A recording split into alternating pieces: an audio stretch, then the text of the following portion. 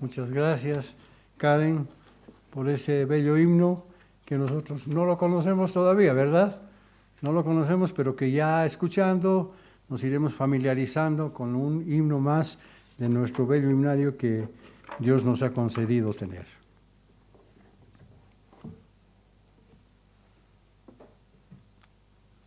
Vamos a empezar este mensaje en este día santo de expiación contándoles una pequeña historia. Esa historia tiene mucho que ver con nosotros, como lo vamos a ver después. Resulta que un día caluroso de verano en el sur de la Florida, un niño decidió nadar en una laguna que había detrás de su casa. Hacía mucho calor y entonces el niño se puso su malla y dijo, yo me voy a la laguna que está detrás de mi casa. Entonces salió corriendo por la puerta trasera de su casa y rápidamente, sin percatarse del peligro cercano, se tiró al agua y empezó a nadar feliz. Por supuesto, su mamá, desde la casa, desde una de las ventanas de la casa, lo miraba. Pero de pronto se sorprende y vio con horror y espanto lo que sucedía frente a sus ojos. Empezó a gritar. Dejándolo todo de inmediato, corrió hacia su hijo gritando lo más fuerte que podía y pidiendo auxilio, aunque no había muchas personas por ahí. Al oír los gritos de su madre, el niño se alarmó y se dio la vuelta. Entonces dijo, tengo que nadar hacia mi mamá. Y empezó apurado a nadar hacia su mamá.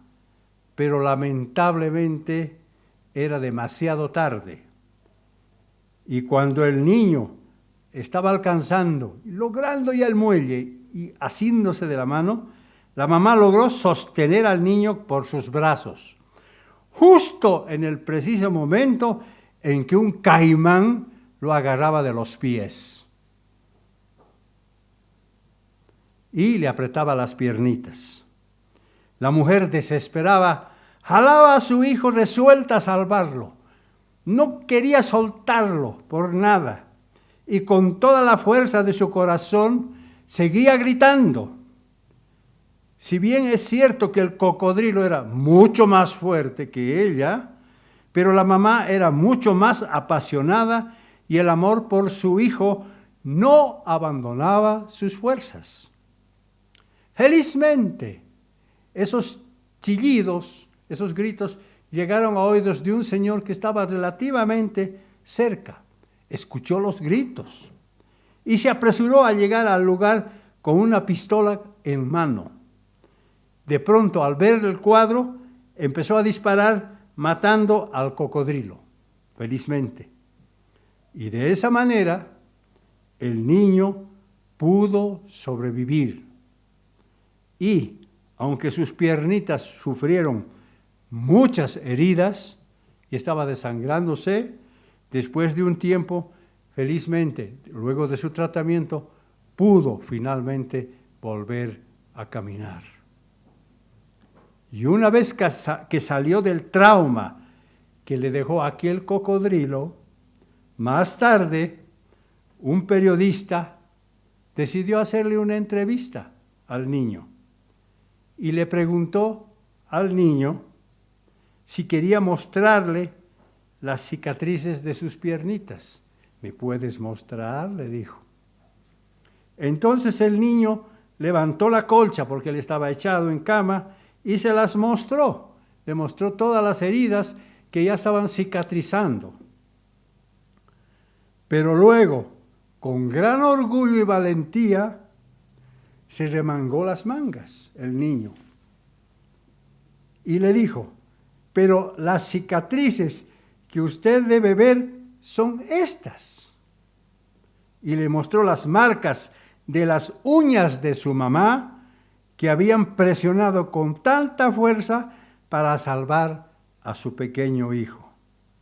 Entonces el niño agregó, Estas las tengo porque mamá no me soltó y me salvó la vida. Esa es la historia. ¿Qué relación tiene esto con nosotros? ¿Sabían ustedes que con nosotros ha ocurrido algo parecido? Nosotros también tenemos cicatrices espirituales debido a un pasado pecaminoso. Y muchas veces esas cicatrices espirituales han sido causadas debido a nuestras carnalidades, debido a nuestros delitos, debido a nuestros pecados, porque nosotros vivíamos antes en los deseos de nuestra carne, haciendo la voluntad de la naturaleza humana y de los pensamientos, habiendo sido por naturaleza hijos de ira, porque el maligno nos tenía fuertemente sujetos y no nos quería soltar. Él nos estaba agarrando a nosotros, como aquel cocodrilo agarraba a aquel niño. Y también ahora tenemos otras cicatrices. También tenemos ahora otras cicatrices que se deben a la huella de Dios, quien nos sostuvo con fuerza para que todos nosotros no seamos devorados por Satanás. ¿Se dan cuenta la similitud que hay entre aquel pequeño niño y nosotros? Estoy seguro que ninguno de nosotros no tiene esas cicatrices espirituales debido a su pasado pecaminoso, tomando en cuenta lo que la Biblia dice en Romanos capítulo 10 y Romanos capítulo 3 y versículos 10 al 13. Romanos capítulo 3, versículos 10 al 13. ¿Alguien me puede decir, yo no tengo cicatrices? No lo creo. Romanos 3, versículos 10 al 13. Dice, Romanos 3, versículos 10 al 13. Como está escrito, no hay justo ni aun uno. No hay quien entienda, no hay quien busque a Dios. Todos se desviaron y aún se hicieron inútiles. No hay quien haga lo bueno, no hay siquiera uno. Sepulcro abierto es su garganta, con su lengua engañan, veneno de áspides hay debajo de sus labios. ¿Acaso no se han preguntado por qué la mayoría de los seres humanos actúan de esa manera? ¿Por qué? La respuesta es muy simple, porque Satanás los tiene bien sujetos para devorarlos, como aquel cocodrilo que quiso hacer con aquel pequeño niño. Por eso el apóstol Pedro nos advierte de la siguiente manera. Primera de Pedro, capítulo 5, versículo 8. Primera de Pedro, capítulo 5 y versículo 8. Primera de Pedro, capítulo 5 y versículo 8. Dice, sed sobrios y velad, porque vuestro adversario el diablo, como león rugente, anda alrededor buscando a quien devorar. ¿No creemos que Satanás también actúa como aquel cocodrilo? Claro que actúa, pero en sentido espiritual, por supuesto. Porque si nos descuidamos, ahí nos agarra Satanás. Como león rugente, anda alrededor buscando a quien devorar.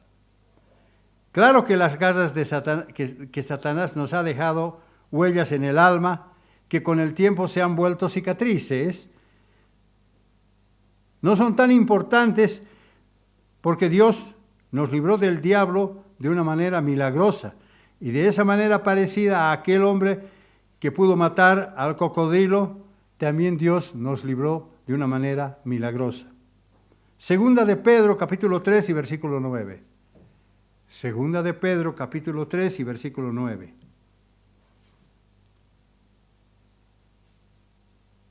Una recomendación importante que nos da el apóstol Pedro en este día de expiación.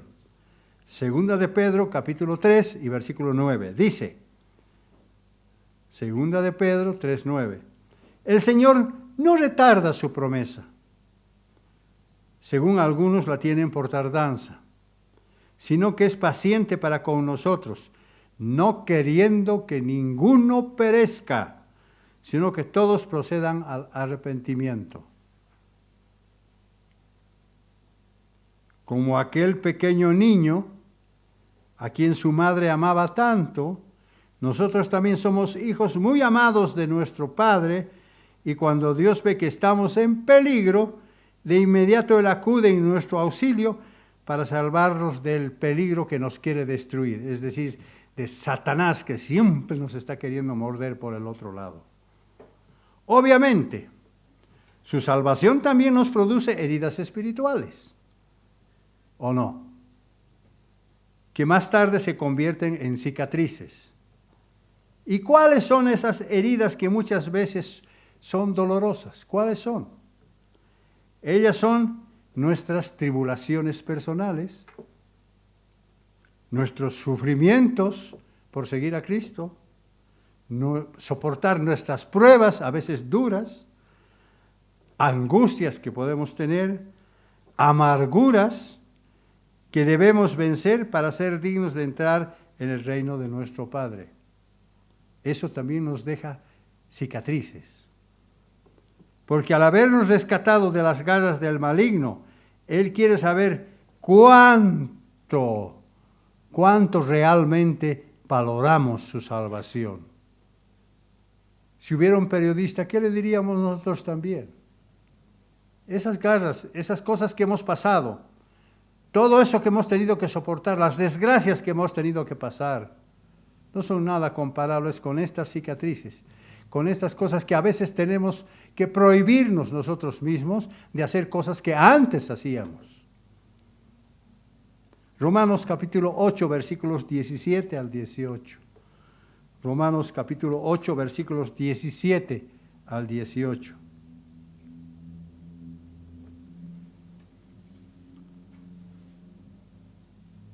A veces nos enfermamos, a veces también podemos sufrir accidentes físicos.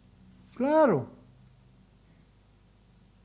Algunos antiguos se acordarán que algunos miembros tuvieron accidentes serios, pero felizmente salieron a flote.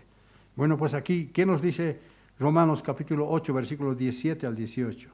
Dice, y si hijos, también herederos. Herederos de Dios y coherederos con Cristo. Cristo las primicias y nosotros también los primogénitos. Si es que, condicionante, ¿verdad? No es que ya no más, no. Si es que padecemos juntamente con Él, para que juntamente con Él seamos glorificados. Es necesario tener heridas espirituales que se hacen cicatrices, para que juntamente con Jesucristo seamos glorificados.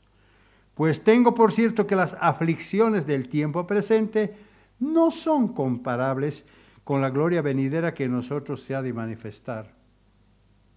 Entonces nos vamos a quejar y decir, uy, mira Jesucristo, nosotros nos privamos de comer cerdo, no hacíamos esto, no podíamos juntarnos con personas malas, etcétera, etcétera. No, ya no. Porque los sufrimientos de ahora, las cicatrices que podemos tener en nuestra alma, no son comparables con la gloria venidera que en nosotros se ha de manifestar. Al diablo con las cicatrices. Ya vamos a estar felices, vamos a estar contentos por haber sido honrados por Dios, gracias a nuestra fidelidad. Es decir, que el paralelo entre aquel niño y nosotros no puede ser más evidente. Ahora pregunto, ¿y qué cicatrices son más importantes para nosotros? ¿Y qué cicatrices espirituales son más importantes para nosotros? ¿Acaso sean las que nos ocasionó el maligno cuando quiso arrastrarnos al mundo de tinieblas en medio de sus intrigas y confabulaciones? ¿O son más importantes las del rescate de nuestro Salvador? La respuesta es más que obvia, porque sabemos que nuestras aflicciones van a ser recompensadas sin dejar de descuidarnos para que Satanás no nos vuelva a sujetar. Segunda de Corintios capítulo 2, versículo 11. Satanás, el diablo, él sabe que le queda poco tiempo. Y este es el día en que Satanás va a dejar de ser como ha sido por millones de años. Segunda de Corintios, capítulo 2, versículo 11. Para que Satanás no gane ventaja alguna sobre nosotros, pues no ignoramos sus maquinaciones. No, hay tentaciones de todo tipo. Hay cosas que nos pueden ocurrir porque nosotros, incautos, podemos ser engañados. ¿Y cuáles son las maquinaciones, enredos, astucia o engaños con que Satanás siempre nos quiere devorar? ¿Cuáles son, repito, las maquinaciones, astucias, enredos o engaños con que Satanás nos quiere devorar? ¿Cuáles son? Primera maquinación, astuta de Satanás. Primera maquinación, astuta de Satanás.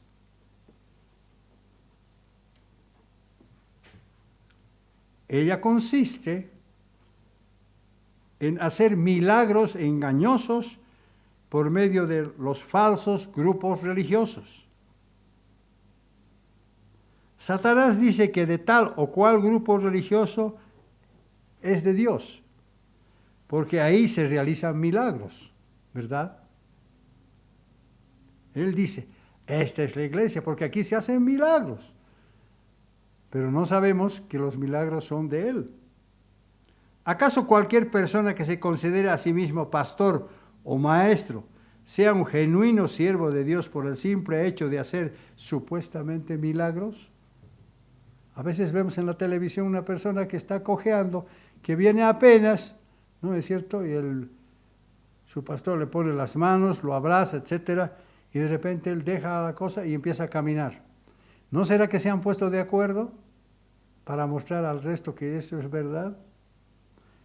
La respuesta es que Satanás es también autor de milagros, pero esta no debe ser nuestra única base de aceptar que eso proviene de Dios. Como dice Pablo, no debemos ignorar sus enredos, sus conjuras, y por eso debemos aferrarnos a Dios con todas nuestras fuerzas para no caer en las garras del maligno. Algunos he escuchado decir alguna vez por ahí, ¿no? No, allá se hacen milagros. ¿Has visto? Sí, he visto. Vamos allá, ¿verdad? Jesucristo nos dejó una clara advertencia al respecto que tiene relación con su segunda venida. Mateo capítulo 7, versículos 22 al 23. Esta es la primera maquinación astuta de Satanás. Mateo capítulo 7, versículo 22 al 23. Estoy hablando ahora de los falsos ministros, de los falsos pastores engañosos, de los que se nutren de mucho dinero, que hacen mucho negocio para construir tremendas naves como las que vemos hoy día. Mateo capítulo 7, versículo 22 al 23. Dice, muchos me dirán en aquel día. ¿De qué muchos está hablando? De esos pastores, de esos predicadores falsos. Muchos de ellos me dirán en aquel día, Señor, Señor, ¿no profetizamos en tu nombre? Y en tu nombre echamos fuera demonios, y en tu nombre hicimos muchos milagros. Versículo 23, entonces yo les declararé, nunca os conocí, apartaos de mí, hacedores de maldad. Otras versiones dicen, hacedores de iniquidad. Es decir, que las iglesias del mundo que enseñan mandamientos de hombres no podrán de ninguna manera justificarse delante de Jesucristo en su venida.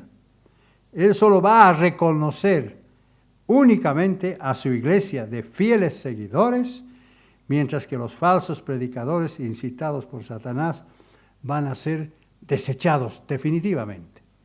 Nunca os conocí. Apartaos de mí, hacedores de maldad y de iniquidad. También acuérdense que Jesucristo dijo una vez, si os dicen que Jesucristo está aquí, o está allá, o que hay una imagen que está llorando, o que hay una roca que parece Jesucristo, o que parece la Virgen, no creáis, no lo creáis. O sea, nos está advirtiendo también a nosotros, no lo creáis. Y todavía él dice, porque la venida del Hijo del Hombre será visible, ¿no es cierto? Lo vamos a ver todos. Entonces, nosotros, esos engaños que provienen de Satanás, donde mucha gente va con su velita encendida a hincarse ahí a orar y a rezar, no es así.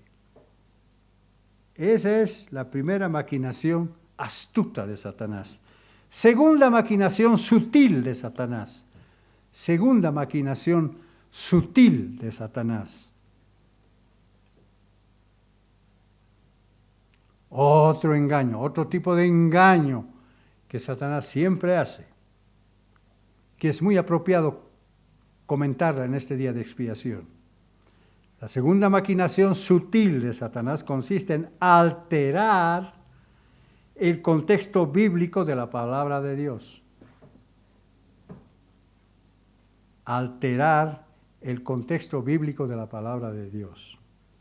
¿Cómo puede ser posible que si todos estudiamos las mismas Biblias, leemos las mismas Escrituras, luego puedan haber tantas interpretaciones, dando lugar a muchas denominaciones supuestamente cristianas, con sus diferentes nombres, doctrinas, creencias y enseñanzas? ¿Cómo puede ser posible? ¿Quién está engañando aquí sutilmente?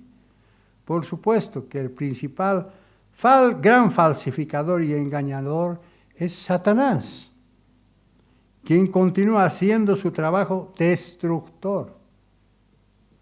Ya no disfrazado de serpiente, como lo hizo frente a Eva, sino disfrazado como un ángel de luz, alterando la mente de los hombres en su afán de tergiversar la palabra de Dios y su plan también. A tal punto ha llegado su engaño que hasta los 10 mandamientos fueron alterados. Y en otros casos, muchos engañadores también afirman que ya no hay necesidad de obedecer los 10 mandamientos, porque supuestamente tales mandamientos fueron clavados en la cruz de Cristo. ¿Se dan cuenta? Esa es la segunda maquinación sutil de Satanás. Se trata de una maquinación que lamentablemente muchos la siguen y muchos la aceptan. Así es. Hace muchos años, cuando yo estaba en un colegio católico, había un librito, no me acuerdo cómo se llamaba, pero en ese librito ahí estaban los 10 mandamientos. Cuando yo leí eso, pucha, así debe ser, ¿no? Pero cuando agarré la Biblia por primera vez dije, no, qué diferente, qué diferente. ¿Quién se encargó de esa maquinación sutil? Fue Satanás. Por eso Pablo acertadamente escribe en 2 Corintios capítulo 11, versículos 3 al 4 lo siguiente. 2 Corintios 11, versículos 3 al 4. Dice, otra escritura apropiada para este día, para el día de expiación. 2 Corintios 11, versículos 3 al 4. Dice, pero temo que como la serpiente con su astucia engañó a Eva, vuestros sentidos sean de alguna manera extraviados en la sincera fidelidad de Cristo. ¿Cómo? A veces leyendo una Biblia, donde dice, pero aquí hay una escritura pues que está aquí y que esta Biblia no la tiene. Pero ahí abajo dice, esta escritura fue tardíamente añadida. Eso pasa pues. Versículo 4, porque si viene alguno predicando a otro Jesús, No es que hayan dos Jesuses, sino que haya un Jesús falsificado, a un Jesús que no es el que vino aquí a la tierra, sino uno falso, que el que os hemos predicado, a otro Jesús que el que os hemos predicado, os recibisteis otro espíritu que habéis recibido, del que habéis recibido, u otro evangelio, ahí está pues, otro evangelio, del que habéis aceptado, bien lo toleráis, bien lo aceptáis. Y eso pasa muchas veces, muchas veces. Esa es la segunda maquinación sutil de Satanás, alterar el contexto de las Escrituras. Tercera maquinación tramposa de Satanás. Tercera maquinación tramposa de Satanás.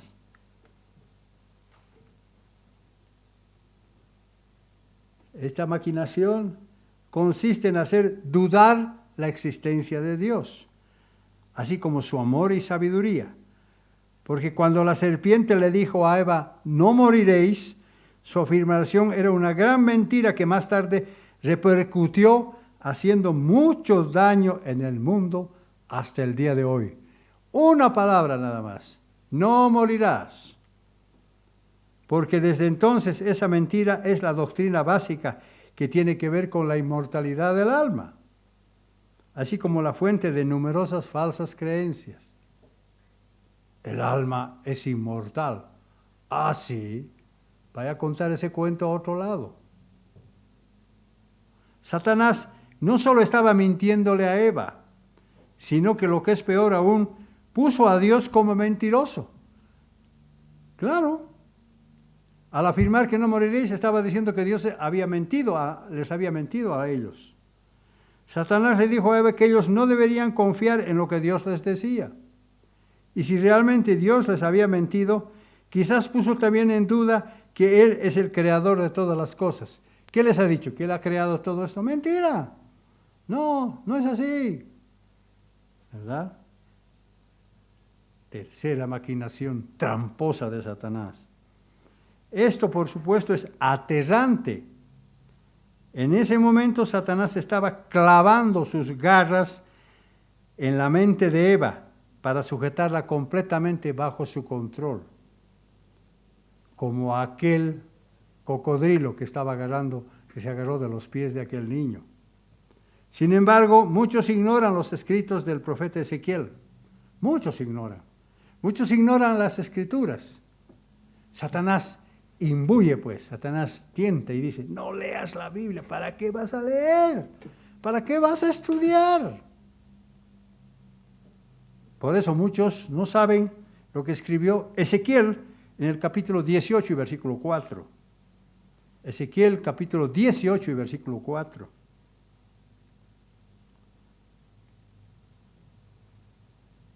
Está hablando aquí Ezequiel por boca de Dios, por boca del Eterno. No está hablando Ezequiel mismo. Ezequiel 18:4 dice, he aquí que todas las almas son mías. ¿Se fijaron? Se está hablando por boca de Dios. Como el alma del Padre, así el alma del Hijo es mía. El alma que pecare, esa morirá. ¿Es el alma inmortal? Por supuesto que no. Versículo 20. El alma que pecare, esa morirá otra vez. El Hijo no llevará el pecado del Padre, ni el Padre llevará el pecado del Hijo. La justicia del justo será sobre él, y la impiedad del impío será también sobre él. El alma que pecare, esa morirá. De hecho, todos nosotros, toda la humanidad, desde el primer hombre hasta el último que exista, todos estaban bajo la condena de muerte. A menos que acepten el sacrificio de Cristo cuando Él llama. Entonces, nosotros podemos decir que vamos a ser salvados, mientras que el mundo, las personas que no conocen, están todavía bajo pecado.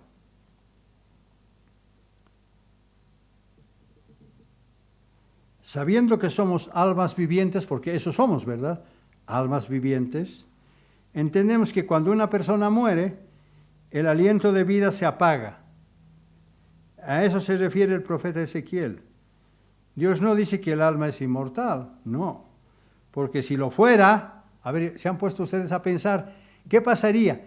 ¿Qué ocurriría si fuera cierta esta doctrina de que el alma es inmortal? Si lo fuera, si el alma fuera inmortal, entonces nosotros ya seríamos seres espirituales, porque somos inmortales, ¿verdad? Lo cual no es cierto, pero sabemos que todavía no lo somos.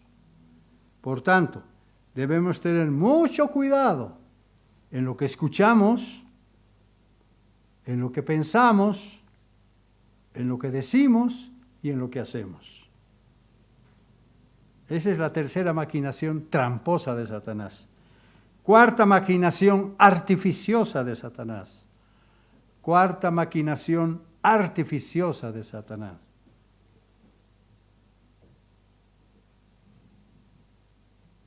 ¿Cuál es la cuarta maquinación artificiosa de Satanás?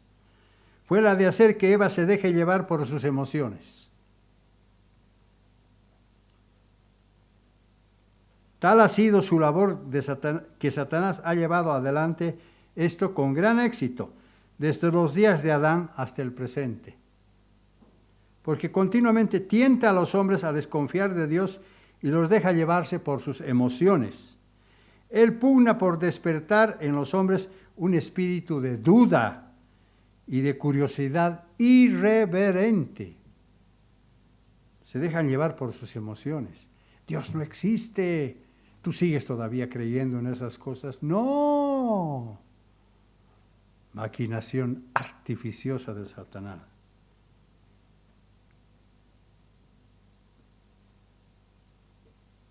Él nos mete duda y curiosidad irreverente, un inquisitivo deseo de penetrar en los inescrutables secretos del poder y sabiduría de Dios.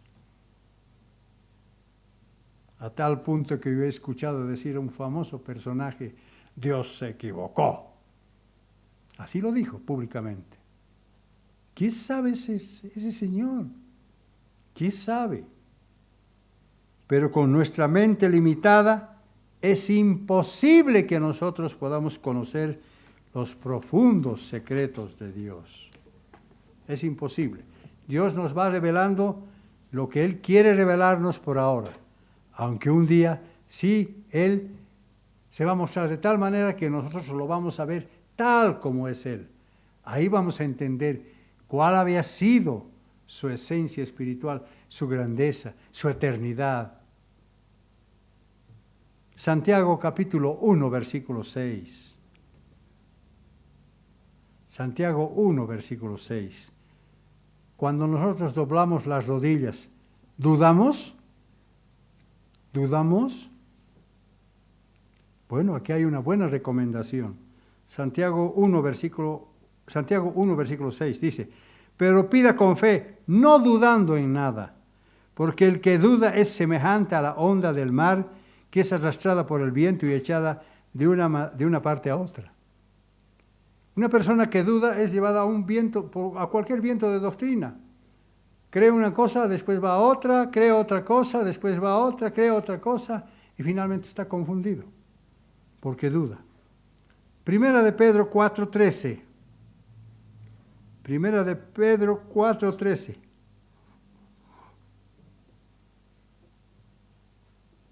Primera de Pedro 4:13.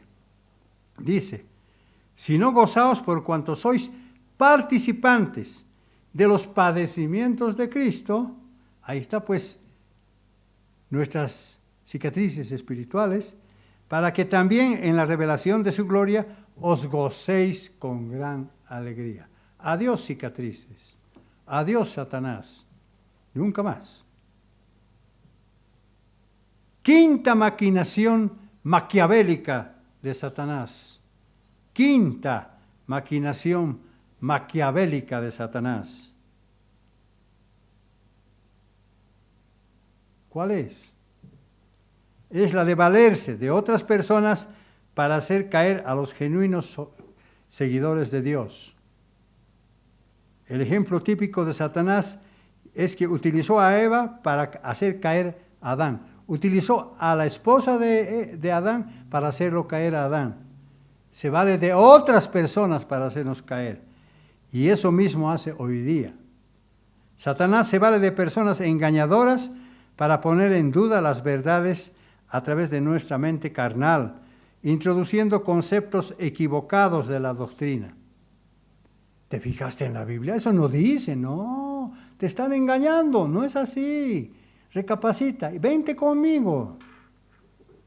Él se vale de ciertas personas que aparentan estar convertidas, pero que de pronto empiezan a torcer las doctrinas, disfrazándolas como si fueran verdaderas, lo cual crea confusión en los miembros que todavía se encuentran débiles.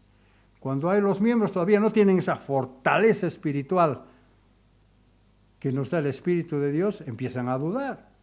Entonces, ¿será así? ¿No? A veces algunos caen en la trampa y llegan a creer que tales falsas doctrinas son ciertas. Es cuando Satanás se aprovecha de las circunstancias, logrando muchas veces dividir la manada de las ovejas. Así es. Así es. Y Dios utiliza también a miembros, a personas que fueron miembros de la iglesia. Utiliza. Por ejemplo, en el Perú, el ministro de allá de la Iglesia Mundial, tal como Satanás hace, los encerró, no les dejó salir las cosas afuera, no les dejó consultar y les dijo puras mentiras. ¿Se dan cuenta? Van a empezar a cantar desde ahora himnos evangélicos. ¿Cómo pues vamos a cantar himnos evangélicos? Ya no van a guardar el sábado. Así que por favor, él los secuestró. ¿Por mano de quién?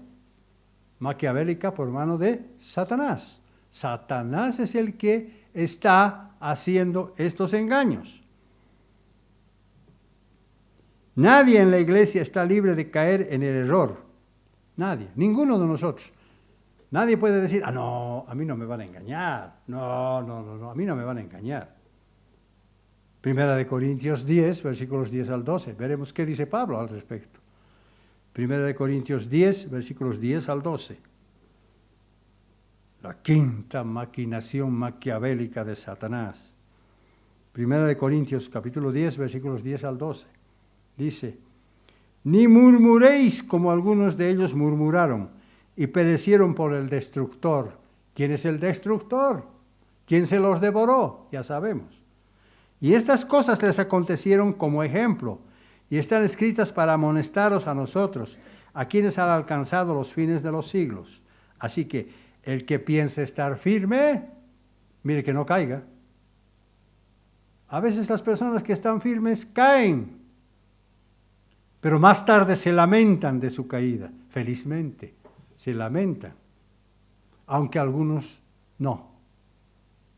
Pablo dice que debemos tener mucho cuidado en confiar, escuchar y creer lo que algunos dicen o afirman, porque todo lo que se nos enseña necesariamente debe estar basado 100% en las Escrituras como la palabra oficial de Dios. Y cuando uno solo conoce a Dios de oídas, es ahí donde Satanás cuenta con un terreno fértil para verter su veneno. Lamentablemente no son pocos los que desconocen que una vez consumado el engaño, los puede conducir a su autodestrucción, sobre todo si no reaccionan oportunamente. Hebreos capítulo 3, versículo 14. Hebreos capítulo 3, versículo 14. Fíjense la hermosa recomendación que nos da Pablo aquí en el libro Hebreos capítulo 10, Hebreos capítulo 3, versículo 14. Porque somos hechos participantes de Cristo, con tal que retengamos firme hasta el fin nuestra confianza del principio. ¿Nos vamos a hacer engañar? No. Claro que van a haber momentos en que nos van a hacer dudar, pero dice, retengamos firme hasta el fin nuestra confianza del principio. Hebreos 10:35 ahora, más adelante.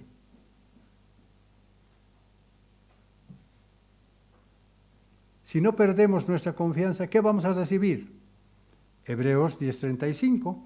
No perdáis pues vuestra confianza, que tiene grande galardón. Grande galardón. Satanás ha utilizado estas técnicas desde el principio. Sus métodos no han cambiado, porque desde el principio le ha traído resultados buenos desde su punto de vista de destructor. Ningún hombre puede decir que es fácil escapar de su táctica engañosa. Solo Jesús pudo contener y mantenerse sin pecado bajo la astucia de Satanás, por mucho que con Jesús Satanás utilizó sus mismos métodos. Eso está en Mateo, el capítulo 4, para que ustedes lo repasen. Entonces, ¿qué debemos hacer? ¿Cómo debemos cuidarnos de la maquinación maquiavélica de Satanás? Primera de Juan, capítulo 4, versículos 1 al 3. Primera de Juan, capítulo 4, versículos 1 al 3. Dice, Primera de Juan, capítulo 4, versículos 1 al 3, dice, amados, no creáis a todo espíritu, sino probad los espíritus si son de Dios. Porque muchos falsos profetas han salido por el mundo. Ahí está pues. Satanás los tiene en su bolsillo a toditos ellos. En esto conoced el Espíritu de Dios.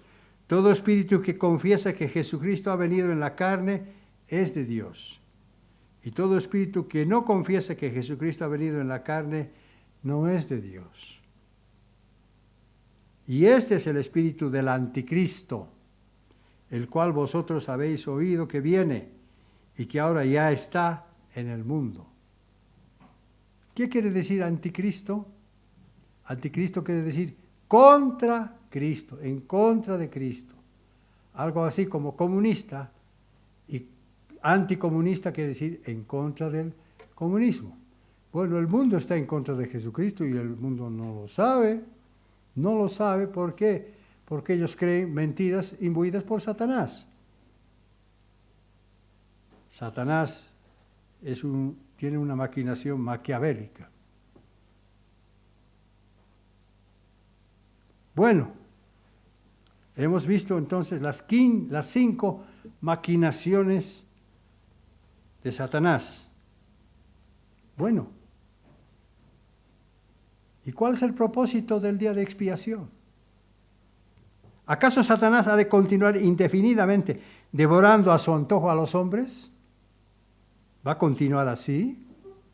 Felizmente de eso se trata el día de expiación, el cual nos muestra que Dios va a remover de este mundo la influencia negativa de este ser maligno, tal como nos enseña Apocalipsis en el capítulo 20 y versículos 1 al 3. Gracias a Dios que Satanás ya no va a estar más entonces. Apocalipsis capítulo 20 y versículos 1 al 3. Apocalipsis 20 y versículos 1 al 3. Dice, vi a un ángel que descendía del cielo con la llave del abismo y una gran cadena en la mano. Y prendió al dragón, la serpiente antigua, que es el diablo y Satanás, y lo ató por 1000 años. Y lo arrojó al abismo, y lo encerró y puso su sello sobre él, para que no engañase más a las naciones, hasta que fuesen cumplidos 1000 años. Después de esto tiene que ser desatado por un poco de tiempo. Es interesante este pasaje, realmente tiene mucho que enseñar. Después tiene que ser desatado por un poco de tiempo. Algo de eso vamos a ver en la fiesta de tabernáculos. El hecho mismo de que Satanás haya atentado inclusive a Jesucristo nos muestra que su trabajo destructivo no se detiene nunca. No se detiene. Satanás está más despierto que nosotros y apenas nos descuidamos, ahí nos agarra. Mateo capítulo 4 y versículo 3. Mateo capítulo 4 y versículo 3. Jesucristo fue uno de los pocos personajes como humano, que ayunó 40 días. Y entonces al final de los 40 días, ¿qué pasaba con Jesucristo? Tenía hambre, porque era humano, porque se desprendió de su naturaleza divina para venirnos a enseñar que Él en el futuro habría de volver para darnos el premio. Fácil de entender. Entonces, cuando tuvo hambre, ocurre esto. Mateo capítulo 4, versículo 3. Y llegando hacia Él, el tentador, Satanás, le dijo, si eres hijo de Dios, di a estas piedras que se hagan pan.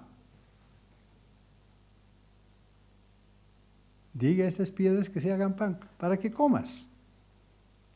También Jesús sabía que los judíos estaban engañados por el maligno. Él lo sabía. Por lo cual ellos caminaban en medio de su ceguera espiritual. Por eso Jesús una vez les dijo, en Juan capítulo 8 y versículo 44, Juan capítulo 8 y versículo 44, a los judíos. Vosotros sois de vuestro padre el diablo. Está pues. Y los deseos de vuestro padre queréis hacer. Él ha sido homicida desde el principio y no ha permanecido en la verdad, pues no hay verdad en él. Cuando habla mentira, de suyo habla, porque es mentiroso y padre de mentira.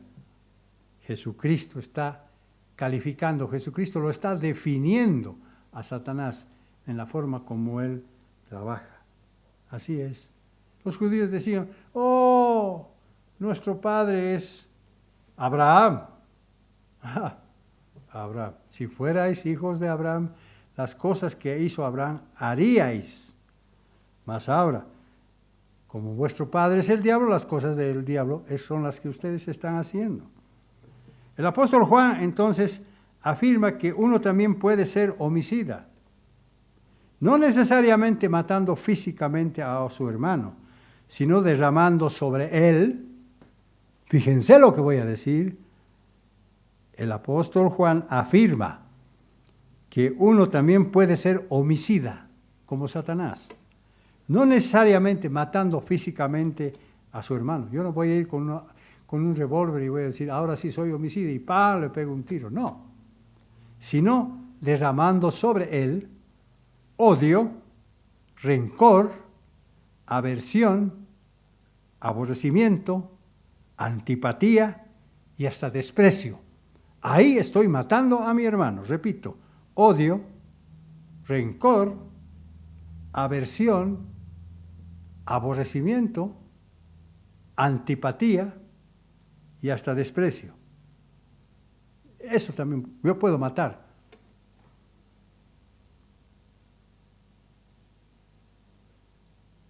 He escuchado decir a alguna persona por ahí, yo lo estoy matando a este con mi desprecio. ¿Verdad? Se puede matar también así. Primera de Juan, capítulo 3, versículo 15. Primera de Juan, capítulo 3, versículo 15. Aquí está pues la confirmación de lo que estoy diciendo. Aquí está la base sobre la cual yo me fundamento. Primera de Juan, capítulo 3, versículo 15. Todo aquel que aborrece a su hermano es homicida. Ahí está pues. No se necesita matar, se necesita despreciarlo. Y sabéis que ningún homicida tiene vida eterna permanente en él. Claro. Mucho cuidado con odiar, con tener rencor, con aborrecer y con despreciar a los hermanos. Porque el homicida, este homicida, no tiene vida eterna. Por eso Jesucristo ha venido trabajando incansablemente para mantenernos alejados del hoyo de Satanás, donde antes nos encontrábamos. Por eso el día de expiación no solo tiene que ver con el perdón de los pecados, sino también que representa la eliminación de la causa principal del pecado, es decir, Satanás y sus demonios. Todos ellos van a ser sacados del escenario mundial donde ahora se encuentran. Y hasta que Dios elimine al primer incitador del pecado, la humanidad continuará cayendo en desobediencia. Es bien claro entonces por qué el mundo no obedece a Dios, por qué el mundo desconfía de Dios. Por eso. No conocen las bendiciones, no conocen el cuidado, no conocen el gozo, no conocen el futuro. Claro que nuestra naturaleza humana tiene mucho que ver con nuestra culpa, por supuesto. Pero Satanás tiene gran responsabilidad de ser el principal incitador para que muchos permanezcan desleales a Dios. Ahí está pues la obra de Satanás. Por eso, nosotros decimos que Satanás tiene una maquinación astuta, sutil, tramposa, artificiosa y maquiavélica.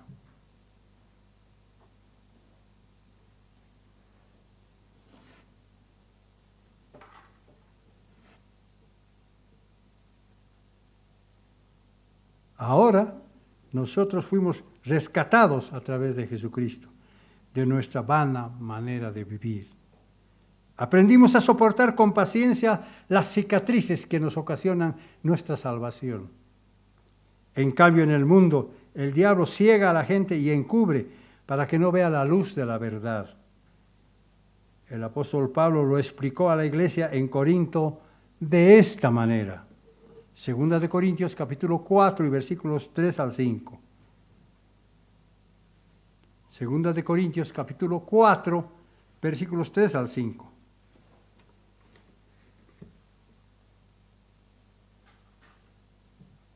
Segunda de Corintios, capítulo 4, versículos 3 al 5.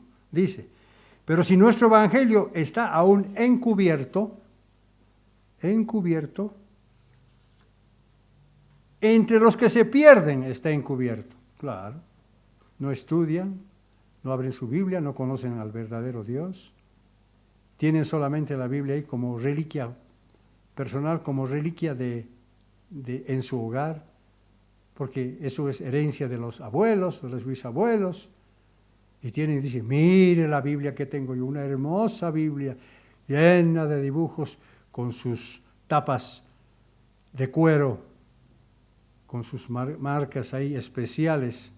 ¿Y usted ha abierto la Biblia? No, ¿para qué? Pues es suficiente que yo la tenga. Pero nuestro evangelio está encubierto entre los que se pierden, está encubierto, en los cuales el Dios de este mundo cegó el entendimiento de los incrédulos. Los cegó. Yo una vez escuché decir, precisamente un sacerdote católico, algo que me llamó la atención. ¿Y cuánta razón tenía ese sacerdote católico? Decía, a mí no me gustan las Biblias lindas, hermosas, con sus páginas brillando. Esas Biblias no me gustan. A mí me gusta esa Biblia que está torcida, que está vieja, que sus hojas están cayendo de haber tanto estudiado. Esa es la Biblia que vale.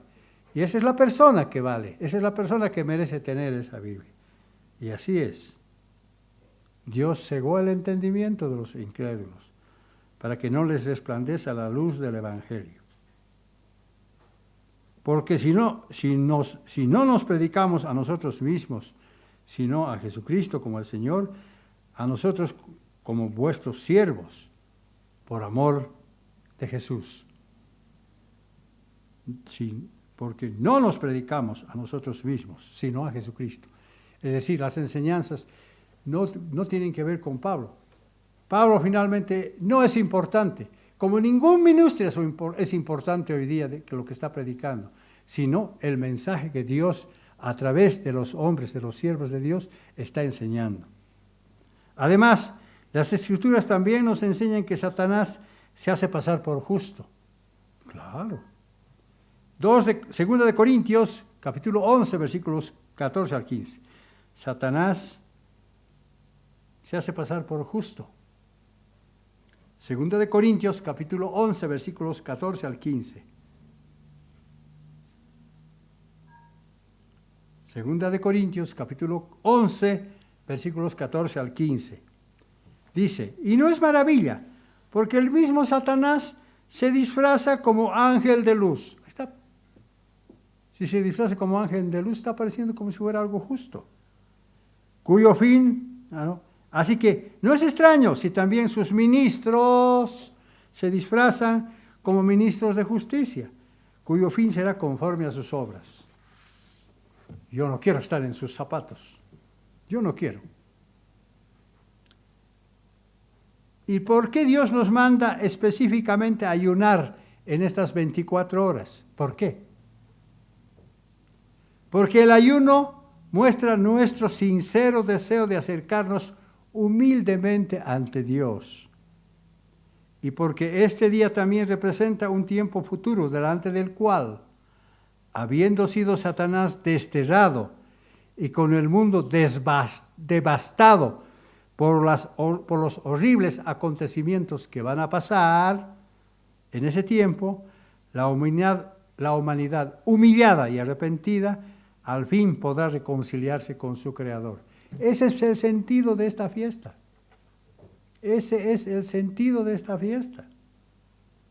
Sin embargo, poco se entienden las razones correctas del ayuno. Ya hemos visto el sábado pasado cuáles son las razones que a Dios le agradan y cuáles son los ayunos que a Dios no le agradan.